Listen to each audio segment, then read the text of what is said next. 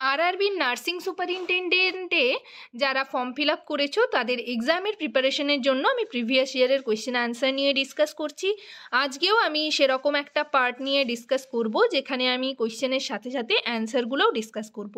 আর এই ভিডিওটা হচ্ছে তোমরা যারা যারা আরআরবি এক্সাম দিচ্ছ তাদের যেরকম কাজে লাগবে তার সাথে সাথে যারা সিএইচও বা আদার কম্পিটিটিভ যে এক্সামগুলো রয়েছে নার্সিংয়ের সেগুলোর প্রিপারেশনেও কিন্তু এই কোয়েশ্চেনগুলো কাজে লাগবে।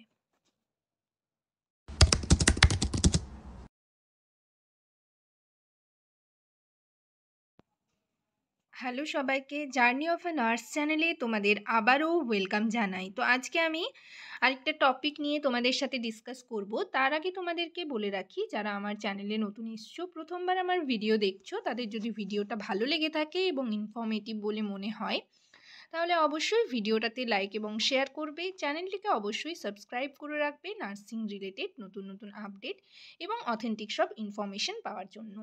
আশা করি ভিডিওটা সকলেই শুরু থেকে শেষ পর্যন্ত দেখবে, কেউ স্কিপ করবে না। তো চলো দেরি না করে ভিডিওটা শুরু করা যাক।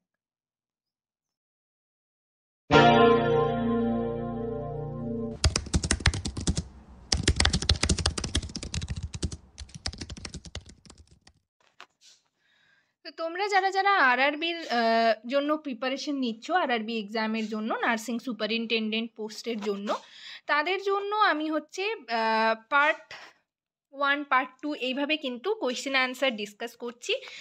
টোটাল 13টা পার্ট ডিসকাস করা হয়ে গেছে। যারা দেখোনি, আমি এই ভিডিওটার নিচে ডেসক্রিপশন বক্সে লিঙ্ক দিয়ে দেবো, সেখান থেকে তোমরা দেখে নেবে বাকি পার্টগুলো। আজকে পার্ট 14 এর ফার্স্ট কোয়েশ্চেন দেখো কি রয়েছে।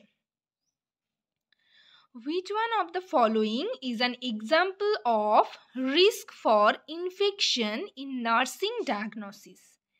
Which one of the following is an example of the risk for infection in nursing diagnosis? Option A তে রয়েছে wellness nursing diagnosis, option B তে রয়েছে diagnostic nursing diagnosis, option C তে রয়েছে risk nursing diagnosis, option D তে রয়েছে actual nursing diagnosis. তো এটার কারেক্ট অ্যান্সার কোনটা হবে সেটা আমরা জেনে নেব। তো 32 এর কারেক্ট অ্যান্সার হবে option C.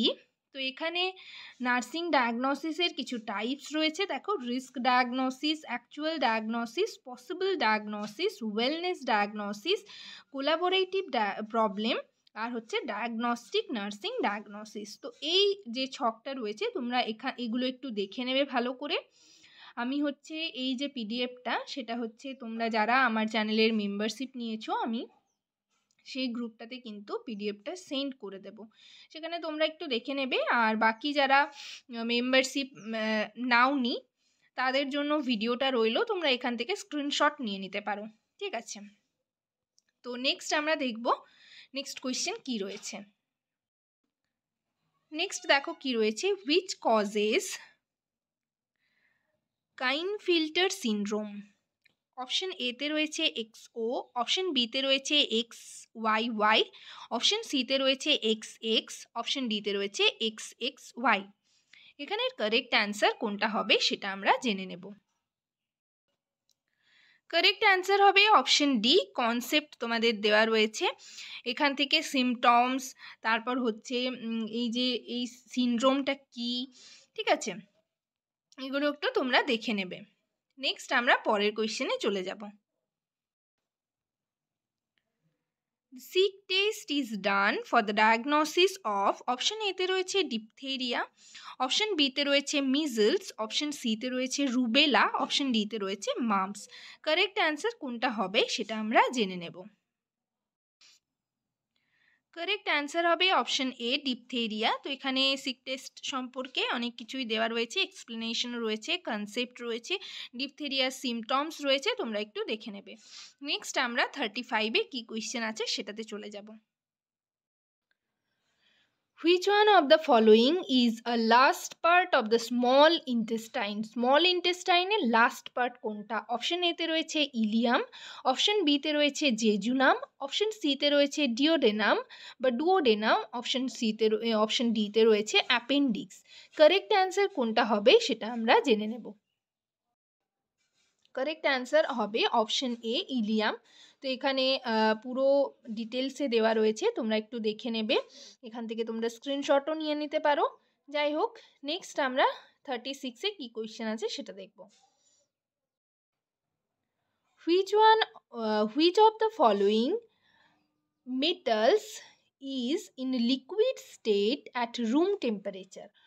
Which of the following metals is in liquid state at room temperature? Option A তে রয়েছে সোডিয়াম, অপশন বি তে রয়েছে মার্কিউরি, অপশন সি তে রয়েছে কোল, অপশন ডি তে রয়েছে সালফার। তো এখানের কারেক্ট অ্যান্সার কোনটা হবে সেটা আমরা জেনে নেব। কারেক্ট অ্যান্সার হবে অপশন বি। দেখো এখানে পুরো ডিটেলস ইনফরমেশন রয়েছে, কনসেপ্ট রয়েছে, এক্সপ্লেনেশন রয়েছে, তোমরা একটু দেখে নেবে। নেক্সট আমরা পরের কোয়েশ্চেনে চলে যাব। নেক্সট দেখো 37-এ কি রয়েছে, the optimal head circumference will be 45 centimetre at, option এতে রয়েছে 12 মান্থস অফ এজ, অপশন বিতে রয়েছে 8 মান্থস অফ এজ, অপশন সিতে রয়েছে 4 মান্থস অফ এজ, অপশন ডিতে রয়েছে 6 মান্থস অফ এজ। তো এখানে কারেক্ট অ্যান্সার কোনটা হবে সেটা আমরা জেনে নেব।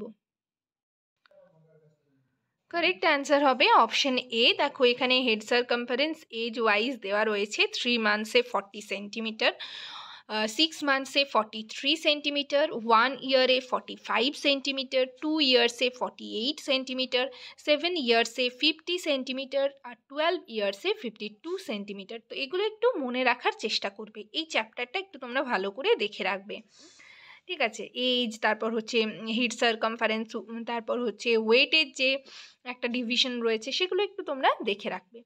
নেক্সট আমরা 38-এ কি কোয়েশ্চেন আছে সেই কোয়েশ্চেনে চলে যাব। Pyridoxine is otherwise called as, option এতে রয়েছে ভিটামিন B1, অপশন বিতে রয়েছে ভিটামিন B2, অপশন সিতে রয়েছে ভিটামিন B12, অপশন ডিতে রয়েছে ভিটামিন B6। কারেক্ট অ্যান্সার কোনটা হবে সেটা আমরা জেনে নেব। কারেক্ট অ্যান্সার হবে অপশন ডি। দেখো এখানে প্রত্যেকটা ভিটামিনের সায়েন্টিফিক নেম আর সেই ভিটামিন এর অভাবে কি কি, মানে কোন কোন ভিটামিনের অভাবে কি ডিজিজ হতে পারে সেগুলো নিয়ে দেওয়া রয়েছে। ছকটা একটু তোমরা দেখে নেবে, এখান থেকে স্ক্রিনশট নিয়ে নেবে। যারা মেম্বারশিপ নিচ্ছ বা নিয়েছো তাদের আমি টেলিগ্রাম গ্রুপে অ্যাড করে দিয়েছি, তো সেখানে আমি তোমাদের পিডিএফটা সেন্ড করে দেব। তো যাই হোক, আজকের সেশন এই পর্যন্তই। ভিডিওটা যদি তোমাদের ভালো লেগে থাকে এবং হেল্পফুল বলে মনে হয় তাহলে অবশ্যই ভিডিওটাতে লাইক এবং শেয়ার করবে। চ্যানেলটিকে অবশ্যই সাবস্ক্রাইব করে রাখবে নার্সিং রিলেটেড নতুন নতুন আপডেট এবং অথেন্টিক সব ইনফরমেশন পাওয়ার জন্য। তোমরা আমাকে কমেন্ট সেকশনে কমেন্ট করে জানাবে তোমরা কোন টপিকের ওপর ভিডিও চাইছো, আমি সেই রিলেটেড টপিক নিয়ে তোমাদের সাথে ডিসকাস করব। সবাই ভালো থেকো, সুস্থ থেকো। নেক্সট ভিডিওতে আবার তোমাদের সাথে দেখা হচ্ছে। Thank you.